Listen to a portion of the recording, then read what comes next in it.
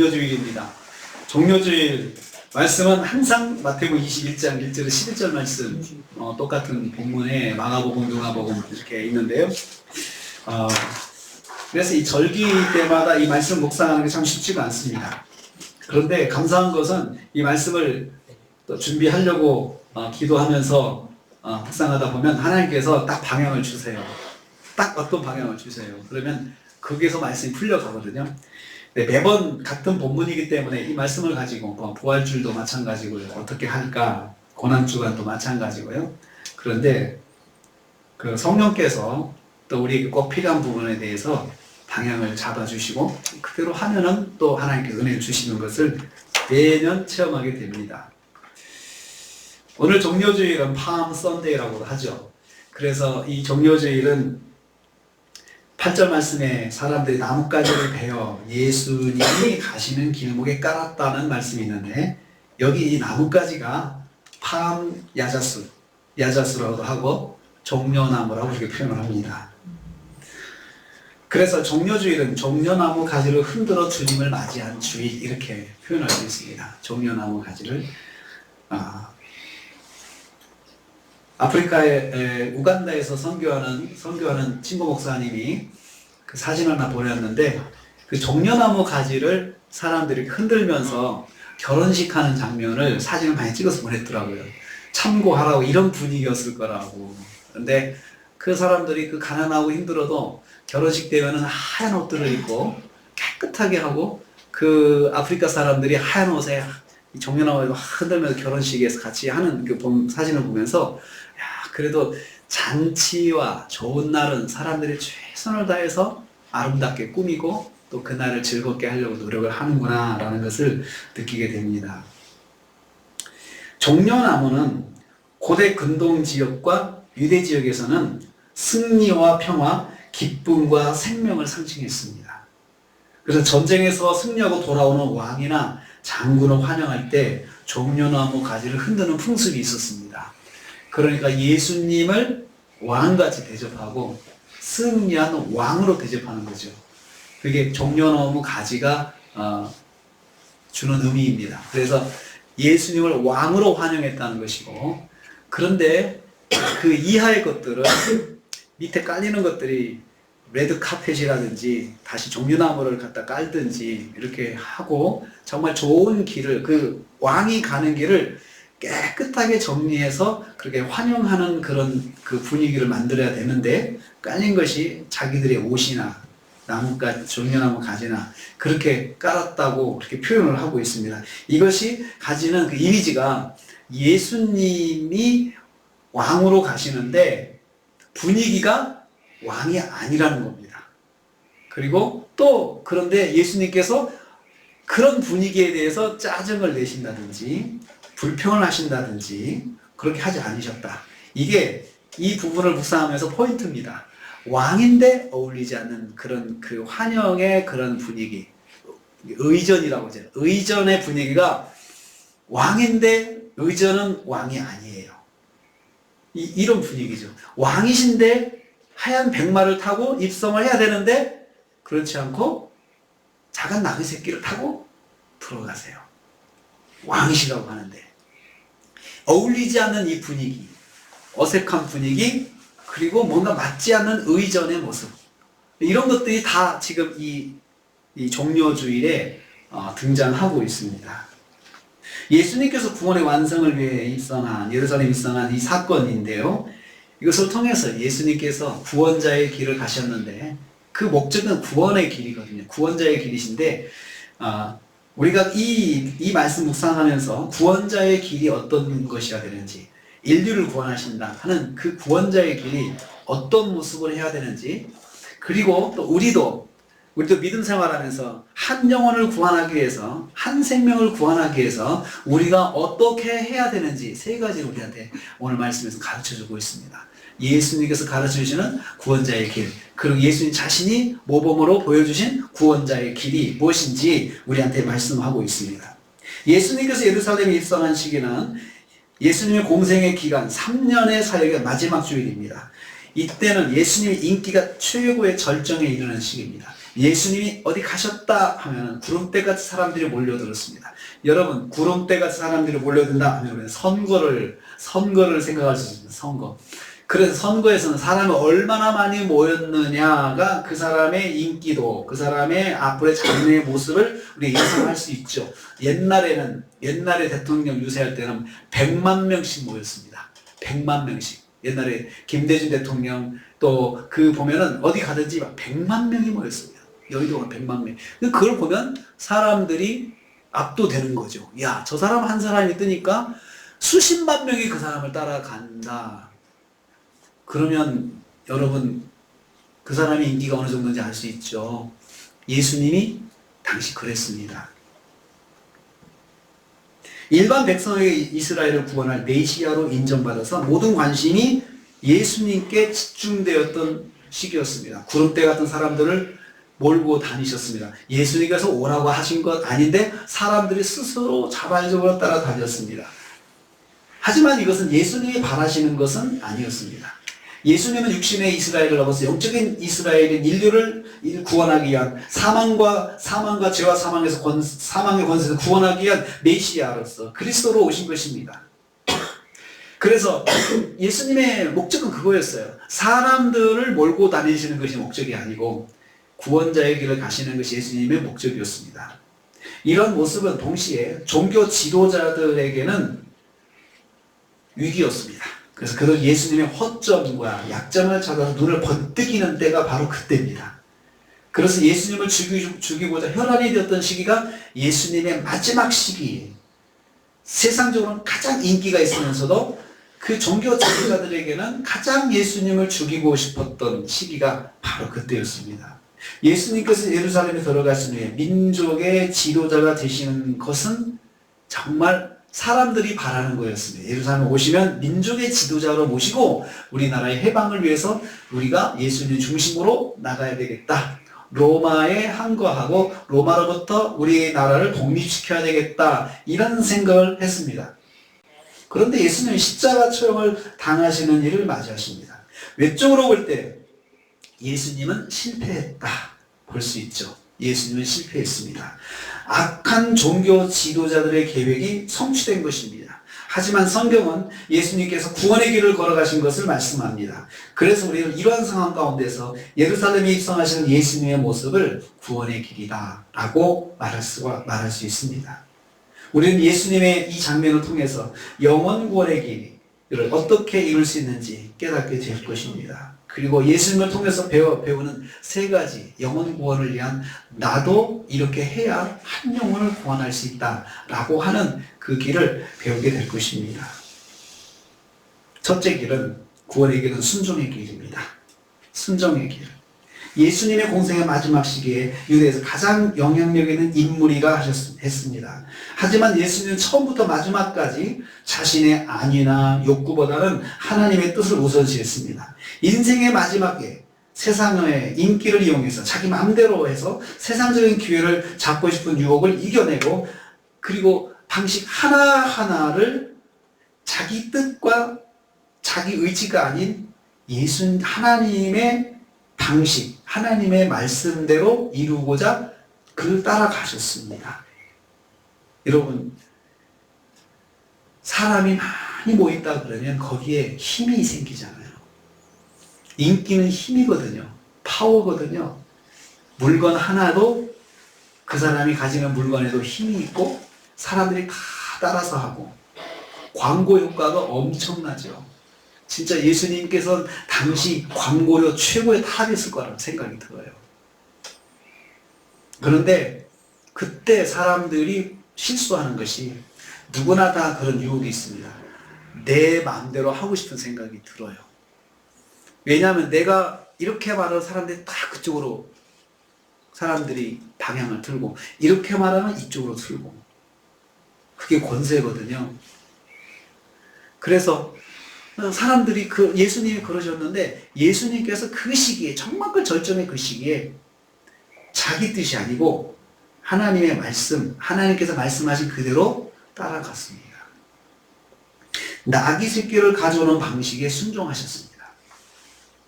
예수님께서 예루살렘에 입성한 시기가 예수님 공생의 기간의 마지막 주일이고 인기 절정의 순간이라고 했습니다. 일반 백성들에게 예수님은 이스라엘을 구원한 메시아로 인정받아서 모든 관심을 받고 있던 때였습니다. 어디를 가든지 예수님이 가시는 곳은 구름대같이 사람들이 몰려왔습니다. 하지만 예수님이 그걸 바라는 건 아니었지만 사람들이 예수님의 의지와는 상관없이 막 몰려와서 예수님 앞에 이렇게 예수님을 막 존경하고 높여드린다고 막 말씀을 했습니다. 예수님은 육신의 이스라엘로 오셔서 영적인 이스라엘인 인류의 죄와 사망에서부터 구원하는 그 메시아로 그리스도로 오신 것입니다. 이것을 충실하게 따르기 위한 그 예수님의 갈등, 인간적인 갈등이 있을 거라고 저는 생각을 합니다.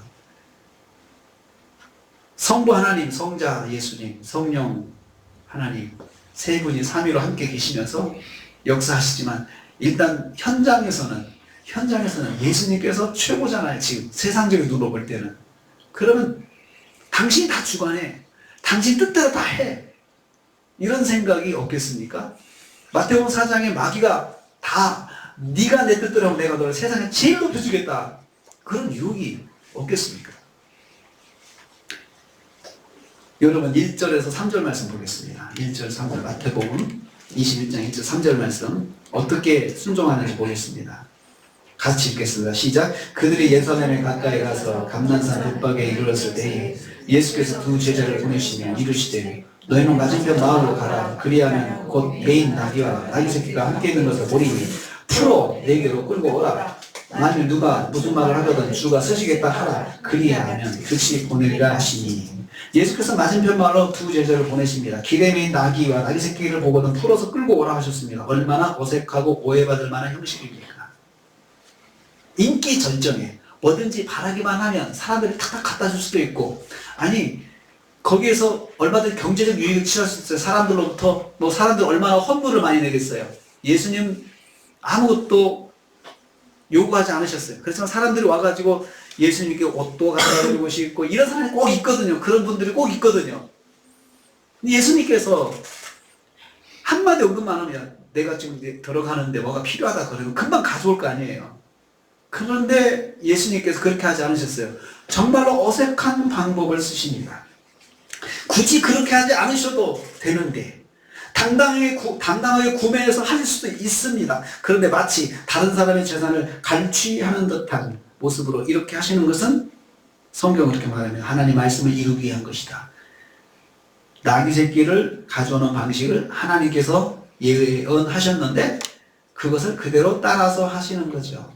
만약에 예수님께서 인기가 없고 예수님께서 정말 가진 것도 없고 그래서 그렇게 하시는 거라면 좀 어울릴 수 있는 모습인데 그렇게 하지 않으셔도 되는 위치에 계시는데도 그 방식을 따르는 것은 하나님께서 그렇게 하라고 말씀하신 것 그것 때문에 그렇게 하셨습니다.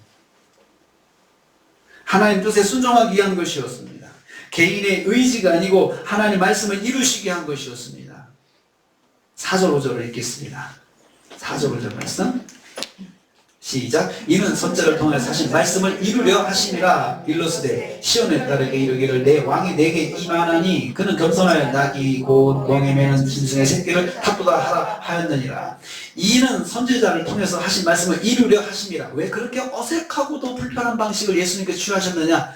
선지자를 통해서 예언하신 말씀을 이루시려고 그대로 따라가신 거죠. 하나님께서 말씀하신 것을 그대로 쪽쪽쪽쪽 따라가는 것, 이것 때문에 그렇습니다. 예수님께서 그렇게 예루살렘에 들어가시는 것, 예수님께서 나귀 새끼를 준비하신 것이 다 하나님 말씀에 순종하는 길이었다는 말씀입니다. 예수님은 예루살렘에 입성하시기 550년 전, 이 말씀은 550년 전 스가랴 선지자를 통해서 예언하신 말씀입니다. 이 말씀을 성취하시려고 예수님이 그렇게 하신 것입니다. 예수님 개인의 생각이 아니고 하나님 뜻을 철저히 순종하게 하신 것입니다. 여러분 스가랴 9장 9절 말씀 읽겠습니다. 여기 5절에 있는 말씀은 스가랴 9장 9절 말씀을 인용한 것인데 또 읽어보겠습니다. 시작. 시온에 따라 크게 기뻐할지어다. 예루살렘에 따라 즐거이 부를지어다. 보라 내 왕이 내게 임하시나니 그는 공의로우시며 구원을 베푸시며 겸손하여 나귀를 타시나니 나귀의 작은 것 곧 나귀 새끼니라. 예수님은 이 말씀에 순종하셨으며 550년 전에 선포되고 허공에 사라진 말씀. 여러분, 말은 선포되면 말하면 없어지잖아요. 그게 없어지잖아요. 허공에 사라지는 것이잖아요. 예수님 말씀을 기억하시고 말씀대로 행동하셨습니다. 성경은 예수님을 왕이라고 선포했습니다. 그런 나귀를 타지 않아도 되시는 분이라는 뜻이죠. 그런 나귀를 타지 않아도 되는 분이야. 왕이시기 때문에 그런 나귀가 어울리지 않는 분이야. 그 말씀입니다. 하지만 예수님은 그러한 순종이 자신의 명예와 자존감의 상처를 받게 하더라도 하나님의 뜻이라면 순종하는 모습을 보여주셨습니다.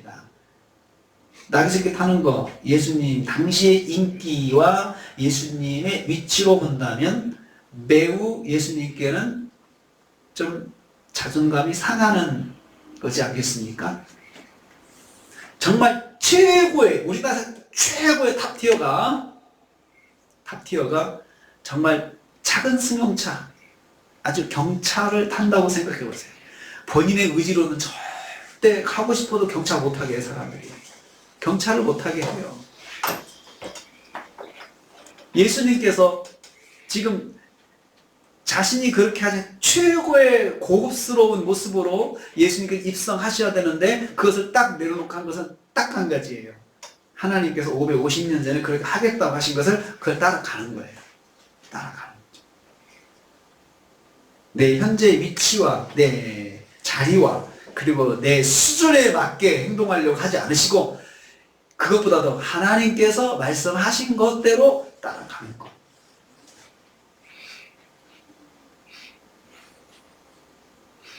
예수님은 그러한 순종이 자신의 명예와 자존감의 상처를 받게 하더라도 하나님의 뜻이라면 순종하는 모습을 보여주었습니다. 뭐든지 공개적으로 원하면 다 누릴 수 있는 분이지만 방식은 하나님의 말씀에 준해서 행동하셨습니다. 세부적인 부분까지 하나님의 뜻에 순종하고자 노력하셨습니다. 아주 디테일한 부분까지 하나님의 말씀대로 하려고 했습니다. 예수님의 공생애 처음부터 지금까지 계속해서 하나님의 뜻에 순종하는 길이었습니다. 그래서 우리는 첫 번째 깨닫습니다. 구원의 길은 처음부터 끝까지 하나님 말씀에 순종하는 삶을 통해서 이루어진다. 내가 어떤 한 영혼을 구원하려고 하면 내 레벨에 맞게, 내 위치에 맞게 대접받아가면서 내가 그 구원을 이루려고 하면 안 된다는 거죠. 내 레벨과 내 위치를 내려놓고 하나님 말씀대로 하려고 행동하는 모습이 있어야 그 사람이 구원을 받을 수가 있다는 것입니다. 사랑하는 성도님들, 주님은 나를 통해서도 하나님의 구원의 역사를 이루시고자 하십니다. 내가 하나님께 받은 구원자의 사명을 감당하려면 말씀에 순종하는 결단을 해야 합니다. 내 자존심을 세우기보다는 하나님 말씀을 먼저 세우는 결단을 해야 구원의 길이 이루어진다는 것을 우리한테 말씀하고 있습니다. 두 번째요. 구원의 길은 겸손의 길입니다. 예수님은 창조주이자 만왕의 왕이십니다. 하지만 예수님은 가장 낮은 자의 모습으로 예루살렘에 입성하셨습니다. 6절 7절 보겠습니다. 6절 7절 같이 읽습니다. 제자들이 가서 예수께서 명하신 대로 하여 나귀와 나귀 새끼를 끌고 와서 자기들의 겉옷을 그 위에 얹으매 예수께서 그 위에 타시니 제자들이 준비하여 온 나귀에 예수님 올라타십니다. 나귀의 등에는 제자들의 초라한 옷이 걸쳐져 놓이게 되었습니다. 예수님은 그 위에 앉으셨습니다. 화려한 말 안장 위에 앉으셔야 합니다. 금장이 도금된 정말 아주 최고급의 가죽으로 만들어진 말안장에 앉으셔야 되는 것입니다. 그분은 스가랴 말씀처럼 만왕의 왕이시기 때문입니다. 하지만 예수님은 제자들의 낡은 옷을 안장 삼아서 작은 나귀 새끼에 오르셨습니다. 예수님의 겸손은 하나님 아버지의 말씀에 철저히 순종하는 겸손입니다. 이것도 하나님께서 그렇게 말씀하신 대로 그렇게 하신 것이죠. 말씀대로 이루어지도록 순종하는 것입니다. 주님께서 가르치신 기도문에서 주기도문에서 뜻이 하늘에서 이루어진 것처럼 땅에서도 이루어지라. 하나님의 뜻이 이루어지는 것이 기도 제목이었어요. 아버지 앞에서 겸손하게 사역하시는 것이 예수님의 기도 제목 중 하나였습니다. 아버지의 뜻대로 이루어지도록 자신을 희생하는 것이 예수님의 기도 제목이었습니다. 예수님은 사람 앞에서도 철저하게 겸손하셨습니다. 하늘의 권세와 능력으로 사람들을 누르지 않으셨습니다. 이게 뭐냐, 이거밖에 안 되냐, 내가 이 정도밖에 안 되는 것이냐, 그렇게 말씀하지 않으셨습니다. 사람들을 불쌍히 여기시고 구원을 위해서 자신을 희생하셨습니다. 여러분 성경 말씀 읽으시면서 예수님께서 사람들 위해 군림하시는 그 장면이 한 문장이라도 있는지 보세요. 실수한 제자들도 무한하게 안 만드세요. 예수님은 만왕의 왕이시고 온 세상을 통치하시는 만주의 주이신데 그 예수님께서 그 12 제자들 다루시는 거 보면 정말로 그 제자들을 함부로 하시지 않으세요. 함부로 하시지 않으세요. 격에 맞지 않는다고 불평하시지도 않으세요. 저녁이면 잠자리 인자가 머리 둘 곳이 없다. 잠자리도 없으신 그런 삶을 사셨는데도 한 번도 불평하지 않으셨어요. 겟세마네 동산에 기도하다가 주무시면서도 그것이 고달프다고 생각하지 않으셨습니다. 참 예수님 따라가는 것 여러분 우리 못합니다. 우리는 예수님이 아니라고 그렇게 변명할 수 있으면 우리는 예수님이 아니에요 하고 변명하면 끝날 수 있어요. 예수님은 예수님이고 나는 납니다. 이렇게 하면서 그렇게 예수님께 나를 변명할 수도 있습니다. 주님은 그 희생을 빌미로 권세를 부리지 않으셨습니다. 내가 어떻게 너희들을 위해서 고생을 했는데 이렇게 한마디도 하지 않으셨습니다. 사람들을 억누르지도 않으셨습니다. 힘과 권세로 그 인기 저점에 있는 사람 그 위치에 있으시면서도 절대로 사람들을 누르지 않으셨습니다. 여러분 우리는 누를 수 있는 본성 가지고 있잖아요. 무시해버리고 눌러버리고 그럴 수 있잖아요. 당시 예루살렘 사람들이 얼마나 예수님을 의지하는지 보십시오. 얼마나 예수님을 의지하는지 8절 9절 말씀입니다. 8절 9절 말씀 같이 읽습니다. 무리의 대다수는 그들의 겉옷을 길에 펴고 다른 이들은 나무가지를 베어 길에 펴고 앞서 가서 뒤에서 따르는 무리가 소리 높여 이르되 호산나 다윗의 자손이여 찬송하리라 주의 이름으로 오시더니여 가장 높은 곳에서 호산나 하더라. 사람들이 예수님께 소망을 가지고 있다는 것을 보여주는 말씀입니다. 겉옷을 길가에 깔고 예수님을 환영하고 있습니다. 종려나무 가지를 길에 깔고 예수님을 환영하고 있습니다. 사람들의 표정을 한번 상상해 보십시오. 희망을 가지는 표정이라고 생각을 해요. 드디어 저분이 예루살렘에 오셨다. 이제는 저분이 예루살렘에서 왕이 되실 것이다 라고 생각하는 거죠. 그들이 외치는 구호가 이겁니다. 호산나 호산나 다윗의 자손. 호산나는 히브리어 호시아나 나를 구원하소서. 우리를 구원하소서. 호시아나가 합쳐지면 호산나가 됩니다. 호시아나 나를 구원하소서. 다윗의 자손 호산나. 당신은 다윗의 후손 유일한 왕의 계통 왕통이라는 왕통 왕의 자손으로서 당신이 이제 예루살렘 들어오셨으니 이제 예루살렘 왕이 되어주십시오. 그래서 우리를 구원해 주세요. 로마의 식민지로부터 우리를 구원해서 이제 우리 나라를 만들어 달라고 하는 요청이 그 찬양입니다. 얼마나 사람들이 희망을 걸고 있습니까? 예수님을 주라고 선포하고 있습니다. 다윗의 혈통으로서 왕으로서 선포하고 그렇게 주라고 선포합니다. 당신이 우리의 주인이시고 당신이 우리를 마음대로 사용하세요 라고 아주 그냥 자기들의 마음을 다 갖다가 예수님께 드리는 것입니다. 그들의 모든 마음이 예수님께 소망을 두고 있습니다. 이러한 사람들의 반응에 로마 총독부는 긴장하게 되고 헤롯 왕의 등에 식은땀이 흐르고 예루살렘의 종교 지도자들은 위기의식을 느끼게 됩니다. 이러한 사람들을 끌어모으면 정치적인 위치를 확고하게 할 수 있는 기회라고 할 수 있을 것입니다. 그렇지 않습니까? 기회죠, 기회. 그런데 여러분 아이러니하게도 여기 있는 이 모든 사람이 예수를 십자가에 못 박는 사람이 됩니다. 나중에 여러분 안다고 하는 것이 아는 것이 믿음이 아닌 것 같아요. 원래 아는 것이 믿음이거든요.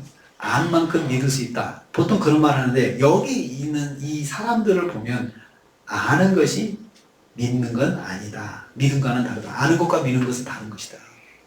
믿음은 지식적인 암과 경험적인 체험으로 그 사람을 믿는 것이 아니고 믿음은 차원이 다른 영역이라는 거죠. 그냥 그 사람이 어떠한 사람인지, 그 사람이 나한테 준 것이, 준 어떤 결과, 어떤 내가 그 사람 받은 어떤 좋은 어떤 영향들이나 그것으로 믿는 것이 아니고, 믿음은 정말 인격, 그 사람의 인격을 믿는 것이다. 인격. 그 사람이 뭘 했냐가 아니고 그분을 자체를 믿는 것이 믿음이다. 이것을 저는 이 사람들을 보면서 깨닫게 됩니다. 그래서 내가 꼭 예수님을 알아야 믿을 수 있다고 하는 것은 어떻게 보면은 내가 언제든지 예수님을 배신할 수 있는 사람이다라는 것을 입증하는 거예요. 나한테 조금이라도 손해가 끼쳐지면 돌아설 수 있는 사람이 안다고 하는 게 그런 것입니다. 믿는 것은 상관없이 그 사람 자체의 인격을 믿는 것입니다. 그래서 그 믿음의 세계가 신비한 것입니다. 예수님을 우리가 경험한 적 없잖아요. 예수님이랑 우리가 간접적으로 글로 경험하는 거지만 우리가 예수를 믿고 있다는 것은 바로 믿음의 세계가 그렇게 차원이 다르다는 거죠. 믿는다는 것은 보는 것이 아니고, 믿는다는 것은 체험하는 것이 아니고 그 이상의 것이 믿음이라는 것을 저는 여기서 깨닫게 됩니다. 예수님은 겸손하셨습니다. 자신의 권세 아래 두고 그들을 이용하지 않으셨습니다. 이용할 수 있거든요. 권세 아래 두고 사람들을 자극시켜서 자기들을, 예수님을 와서 자꾸 괴롭게 하는 그 종교 지도자들을 가서 쳐들어가서 그 집을 무너뜨리라, 그렇게 할 수 있거든요. 그렇게 하지 않으셨습니다. 예수님은 그들을 사랑하셨습니다. 그들의 영적인 방황을 보고 우셨습니다. 예루살렘아, 예루살렘아, 쳐다보시면서 예수님께서 우셨습니다. 그들의 구원을 위해서 자신을 희생하셨습니다. 철저하게 하나님 말씀으로 자신을 행동해서 자신을 십자가에 내어주신 것입니다. 사랑하는 성도님들, 한 영혼을 구원하기 위해서는 먼저 하나님 앞에서 겸손해야 됩니다. 내가 하나님께 겸손해야 돼요. 그리고 사람 앞에서도 겸손해야 됩니다. 사람에 대한 겸손은 존중감으로 표현이 되는 것입니다. 존중감으로 표현이 되는 것이죠. 세 번째 구원의 길은 하나님만 바라보는 것입니다. 이것을 영어로 표현하면 God-centered focus, God-centered focus라고 이렇게 표현할 수 있습니다. 구원의 길을 가다 보면 주변 환경과 사람들의 변화가 수시로 일어납니다. 이때 마음의 평정심을 잃고 흔들릴 수 있습니다. 예수님은 주변의 반응에 일희일비하지 않으시고 평온하게 구원의 사명을 감당하셨습니다. 이렇게 하셨습니다. 첫째, 당당하셨습니다. 예수님은 만왕의 왕, 만주의 주이십니다. 만물의 주인이시죠. 만물을 자기 뜻대로 주관할 수 있는 주권자이십니다. 하지만 나귀를 타는 초라한 모습에서도 부끄러움이나 섭섭함이 없이 왕으로서 당당함을 유지하십니다. 내가 이게 뭐야? 하지 않으셨어요. 당당하셨습니다. 7절 말씀 보겠습니다. 이 당당함을 느껴보십시오. 7절 읽습니다. 시작. 나귀와 나귀 새끼를 끌고 와서 자기들의 겉옷을 그 위에 원점에 예수께서 그 위에 타시니 제자들의 냄새나는 그 겉옷을 그 나귀의 등에 얹었을 때 예수님께서 훌훌 턴다든지 먼지 묻었어 턴다든지 아우 냄새 하면서 하신다든지 그렇게 안 하시고 그냥 그 위에 타셨다. 그 타시는 장면을 상상해 보세요. 아무렇지도 않게 그냥 그 위에 타시는 것이죠. 한마디의 평가의 말씀하지 않으셨습니다. 이게 뭐냐? 이거밖에 안 되냐? 이런 말씀하지 않으셨습니다. 하나님 말씀에 의지해서 사람들이 보는 눈을 의식하지 않으시고 당당하게 입성하셨습니다. 이것도 하나님 말씀에 의지해서 거기에 타시고 그냥 가시는 거죠. 두 번째, 예수님의 모습. 군중의 환호에 흥분하지 않으셨습니다. 군중들이 호산나를 외치며 군중의 열광과 성 안의 소동에서도 예수는 흥분하지 않으시고 조용히 자신의 길을 가셨습니다. 그렇게 사람들이 막 환영하고 군중들이 하면은, 여러분 이렇게 보면은 정치하는 사람들 보면은 가다가 내려가지고 악수도 하고 한마디도 하고 셀카도 찍고 뭐 여러분 사랑합니다 한마디도 하고, 이게 다 우리가 관리잖아요. 관리. 관리하는 동작을 해야 되거든요.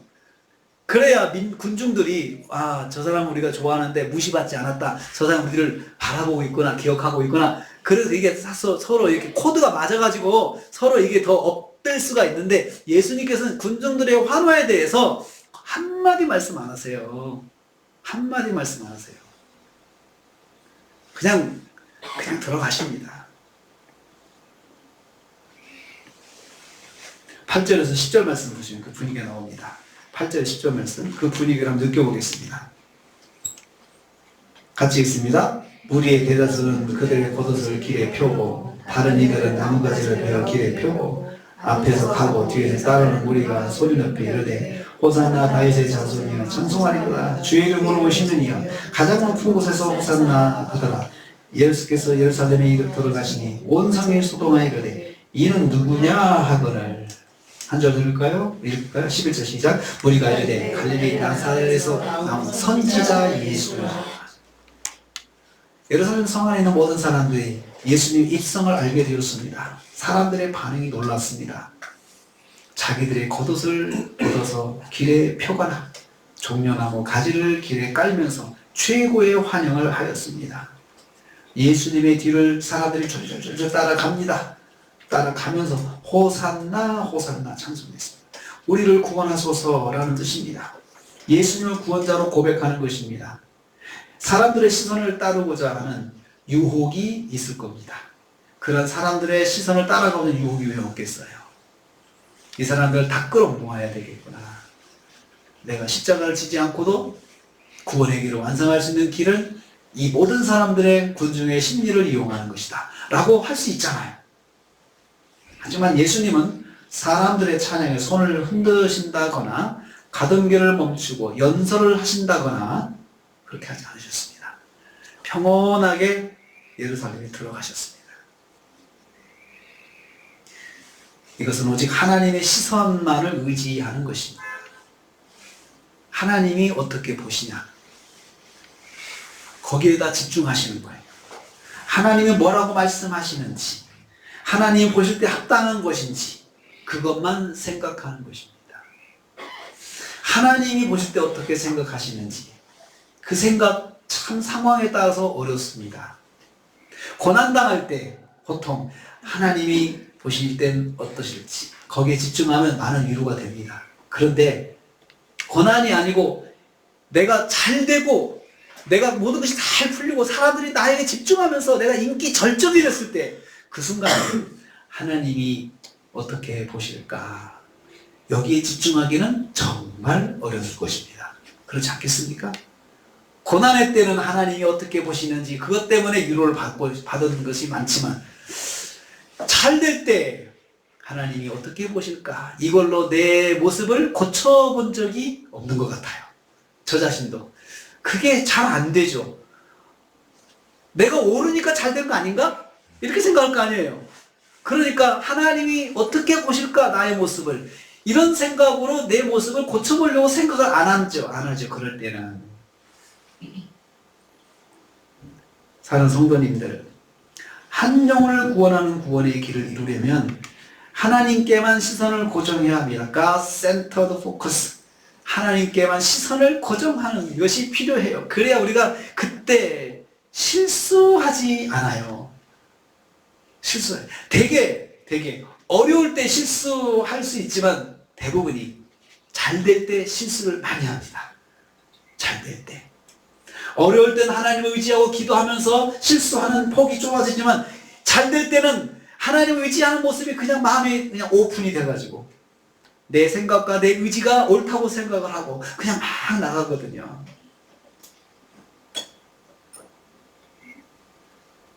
한 영혼을 구원하는 삶은 타인의 시선이나 사회적 평판에 끌려다니지 않고 오직 하나님의 시선을 의식할 때 이루어지는 것입니다.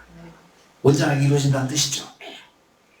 그러나 우리는 잘못하면은 사회적 평판에 끌려다니고 사람들이 이렇게 생각한다, 이렇게 말하는 거에 상처받고 또 오히려 사람들이 좋게 말하는데 업돼가지고 내 길을 굽어서 갈 수도 있거든요. 업돼가지고. 그래서 많은 사람들이 성공하고 교회를 떠나는 사람들이 많이 있습니다. 신앙을 떠나는 사람들이 많이 있어요. 너무나도 성공해서 바쁘기 때문에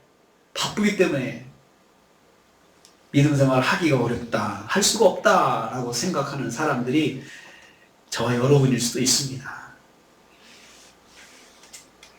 예수 그리스도의 예루살렘 입성은 화려한 승리의 행진이 아니라 하나님의 말씀에 순종하고 스스로 낮추며 오직 하나님만 바라보는 구원자의 길을 확증하는 사건이었습니다. 인류를 구원하고자 걸어가시는 구원의 길은 세 가지라 했습니다. 순종의 길이었고, 겸손의 길이었고, 하나님께 눈을 고정하고 하나님만 바라보는 길이었다 했습니다. 예수님처럼 우리도 한 영혼을 구원하는 구원의 길을 걸어갈 수 있는 결단, 나도 그렇게 해야 되겠다. 내가 지금 기도하고 구원해서 기도하는 분이 있다고 있으십니까? 예수님으로부터 배웁시다. 예수님처럼 그렇게 해야 나도 한 영혼을 구원할 수 있습니다. 내가 죽어야 영원히 구원되는 일이죠. 결국은 그 죽으려면 하나님 말씀대로 따라가면 죽게 되어 있습니다. 그러면 한 영혼이 살아나는 기적이 일어난다는 것입니다. 그런 종려주일 다시 한번 생각해서 나도 예수님처럼 구원의 길을 가는 열매를 맺는 삶을 결단하시는 종려주일 되시길 주님의 이름으로 축복합니다. 우리 이제는 말씀을 생각하면서 한번 기도하는 시간을 갖겠습니다. 세 가지로 제가 기도하려고 준비했습니다. 첫 번째, 내 뜻이 아닌 하나님의 말씀이 삶의 기준이 되게 해달라고. 하나님, 제가 성경을 왜 교태합니까? 주님, 제가 성경을 왜 읽습니까? 성경을 내가 왜 가지고 다닙니까? 하나님 말씀이 삶의 기준이 되려고 하는 것인데, 예수님이 오늘 우리한테 보여주셨습니다. 내가 왜 그런 말씀 기준으로 살아야 되느냐? 한 영혼의 구원을 위해서. 내가 한 영혼을 구원하려면 말씀이 삶의 기준이 되게 하옵소서. 이렇게 한번 기도합시다. 잠깐 기도하고 또 기도적으로 던져주겠습니다. 기도합시다. 하나님, 내 뜻이 아닌 하나님 말씀이 삶의 기준이 되게 하옵소서. 예수님처럼 하나님 뜻에만, 아버지의 뜻에만 당신께서 하신 말씀에만 따라가려고 하는 그런 삶을 살게 해주시옵소서. 영원 구원을 위해서 기도하고 있습니다. 말씀 따라 삶을 지내게 해주시옵소서. 그래서 한 영혼의 구원의 역사가 말씀 따라 지내는 그 삶을 통해서 이루어지게 하여 주시옵소서. 두 번째는 하나님 앞에서 순종하고 겸손하게 순종하고 사람 앞에서 존중하는 삶을 살게 해주시옵소서. 사람을 존중하는 삶. 내가 어떤 사람인데 하고 군림하지 않고 내가 힘이 있을 때, 경제적인 힘, 사회적인 힘이 있을 때 사람을 존중하는 실천을 하게 될 것 같아요. 현재 내가 작은 힘이라도 있습니다. 존중하고 실천하게 되면 그래서 예수님이 그걸 보여주셨죠. 그래서 영혼 구원의 길을 가셨습니다. 우리도 하나님 앞에서 겸손한 삶을 살게 하시고 또 사람들 앞에서 사람들을 존중하는 삶을 살게 해달라고 같이 기도하겠습니다. 아버지 하나님, 세계가 힘의 원리 가운데 지금 있습니다. 힘센 나라가 약한 나라를 폭력을 하고 전쟁을 일으켜가지고 자기 뜻을 굴복시키는 힘의 나라가 판치는 세상이 되었습니다. 주님께서 우리에게 보여준 것은 아버지가 앞에 겸손하고 그리고 또 내가 가진 권세를 가지고 사람들 앞에 군림하지 않고 존중하면서 구원의 길을 이루신 것을 보았습니다.